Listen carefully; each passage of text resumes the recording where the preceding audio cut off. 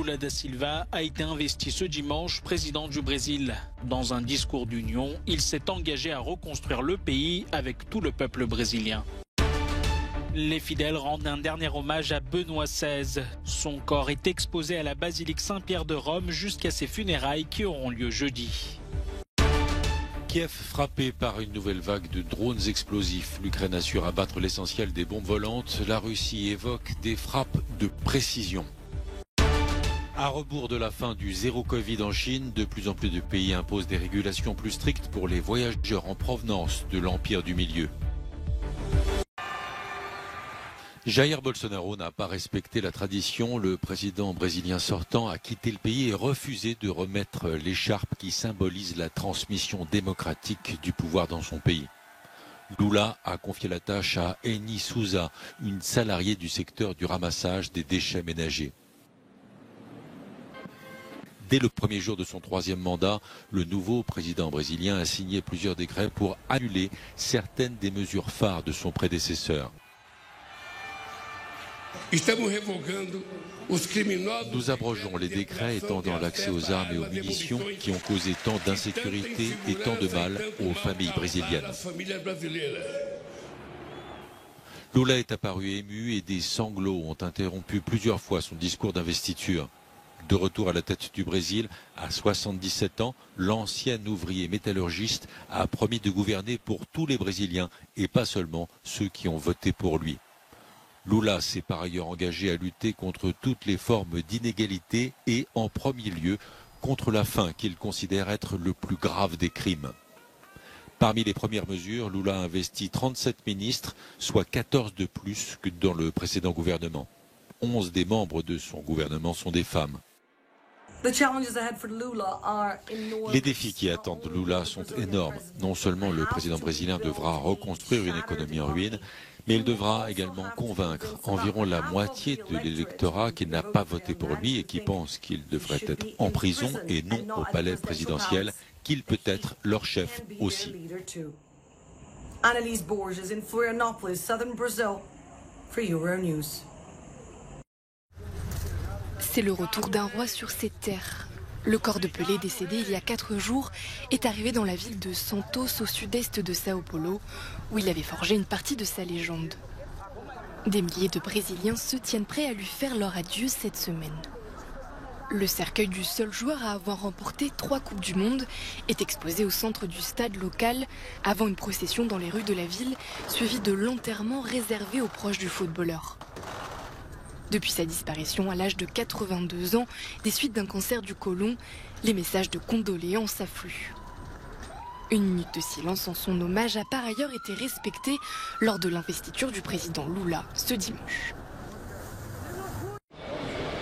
Le corps de Benoît XVI est exposé à partir de ce lundi matin dans la basilique Saint-Pierre de Rome, où les fidèles pourront lui rendre un dernier hommage avant ses funérailles. Le Vatican a diffusé dimanche les premières images du corps du pape émérite Joseph Ratzinger, décédé samedi à l'âge de 95 ans. Une cérémonie d'obsèques solennelle mais sobre selon le Vatican se tiendra jeudi à partir de 9h30, place Saint-Pierre, ici même où les funérailles de son prédécesseur Jean-Paul II avaient attiré 1 million de personnes en 2005. L'Église catholique est en deuil. Une messe spéciale a été célébrée ce dimanche à la basilique du Sacré-Cœur à Paris. C'est pas du tout le même personnage que Jean-Paul II. Bien sûr, succéder à Jean-Paul II, qu'est-ce que vous voulez faire? Mais il l'a fait avec humilité, comme un homme serviteur de la vigne du Seigneur. Et il l'a fait aussi avec ce qu'il était, les talents qu'il avait, notamment sa théologie. Moi, j'étais toujours édifié. Alors, ça va peut-être vous faire rire, mais avec lui, on a l'impression d'être intelligent parce qu'il nous fait comprendre le mystère de la foi. Il nous fait comprendre le mystère de la foi avec des mots simples. Je pense qu'il était un peu dépassé et qu'il n'était pas la bonne personne pour diriger l'Église catholique. Mais c'est triste, c'était un leader. Connu pour être un fervent gardien du dogme, Benoît XVI avait renoncé en 2013 à sa charge à cause de ses forces déclinantes. Kiev à nouveau visé par une vague de drones explosifs. Les autorités ukrainiennes assurent avoir abattu l'essentiel des bombes volantes qui visaient la ville. Les dégâts sont néanmoins importants et le bilan fait état d'un homme de 19 ans blessé dans le nord de la capitale. Selon Kiev, la Russie a tiré plusieurs séries de drones Shahed 136 depuis le Nouvel An. Au moins 4 personnes ont été tuées depuis dimanche. Volodymyr Zelensky estime néanmoins que les Russes sont en train de perdre et que leurs drones ne les aideront pas. Le président ukrainien promet de répondre à chaque frappe russe.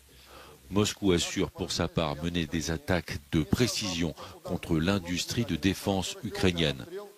Les combats les plus intenses se poursuivent dans la région de Donetsk. Selon l'Institut américain pour l'étude de la guerre, le stock de munitions russes pourrait s'épuiser d'ici le mois de mars. L'Australie et le Canada sont les derniers pays à imposer des régulations anti-Covid plus strictes aux voyageurs en provenance de Chine. En tout, une douzaine de pays réclament des voyageurs la preuve qu'ils ne sont pas porteurs du virus avant d'entrer sur leur territoire. Canberra exige un test PCR négatif et dénonce le manque de transparence des autorités chinoises. On voit en Europe, aux États-Unis et dans le monde de nouveaux variants qui émergent régulièrement. Ce sont pour la plupart des sous-variants d'Omicron dont les Australiens sont tragiquement familiers depuis 12 mois. Omicron est à l'origine de ces vagues dans le monde et en particulier de la recrudescence des contaminations en Chine en ce moment.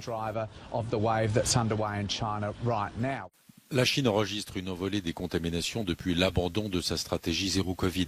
À partir de jeudi, les États-Unis requièrent un test Covid négatif réalisé 48 heures avant le départ et le Maroc interdit purement et simplement l'entrée de tout voyageur en provenance de Chine. L'Union européenne doit discuter ce mercredi d'une réponse commune à adopter pour tenter de limiter la reprise de l'épidémie.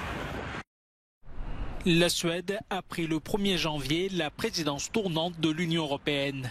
Après la présidence tchèque, les principaux défis de l'Europe restent les mêmes, avec notamment la guerre en Ukraine et ses conséquences sur la sécurité et l'approvisionnement énergétique, mais aussi la lutte contre l'inflation galopante. D'autres enjeux, tels que le changement climatique et la politique migratoire, risquent d'être relégués au second plan, car pour la première fois, le gouvernement suédois est soutenu par l'extrême droite. Depuis son adhésion en 1995, c'est la 3e présidence suédoise. C'est un chiffre qui augmente d'année en année. Près de 46 000 personnes ont rejoint illégalement les côtes anglaises en 2022, contre un peu plus de 28 500 en 2021. Malgré les plans anti-immigration du gouvernement britannique, ils sont de plus en plus nombreux à tenter la traversée de la Manche, à bord d'embarcations de fortune, souvent au péril de leur vie. Autre tendance inquiétante, le nombre moyen de personnes à bord de chaque canot pneumatique a plus que triplé, passant de 13 à 45. Le Venezuela et la Colombie ont achevé dimanche la réouverture de leurs frontières communes en rétablissant le dernier passage qui était encore fermé. En 2019, Caracas avait rompu toute relation avec Bogota à cause du soutien de l'ancien président colombien au leader de l'opposition vénézuélienne, Juan Guaidó. À son arrivée au pouvoir en août, le nouveau président colombien, Gustavo Petro, s'était engagé à normaliser les relations avec Caracas. Avec cette réouverture, les deux pays espèrent relancer leurs échanges commerciaux. Ses proches indiquent qu'il est dans un état critique mais stable. L'acteur américain Jeremy Renner, notamment connu pour son rôle de super-héros dans la saga Avengers, s'est blessé grièvement alors qu'il dégageait de la neige. On ne connaît pas davantage de détails sur les conditions dans lesquelles l'accident est survenu, ni dans quel lieu. Selon des médias américains, l'homme de 51 ans serait hospitalisé dans la ville de Reno, dans le Nevada. Les États-Unis se remettent tout juste d'une violente tempête hivernale, ayant fait 61 morts selon un dernier bilan.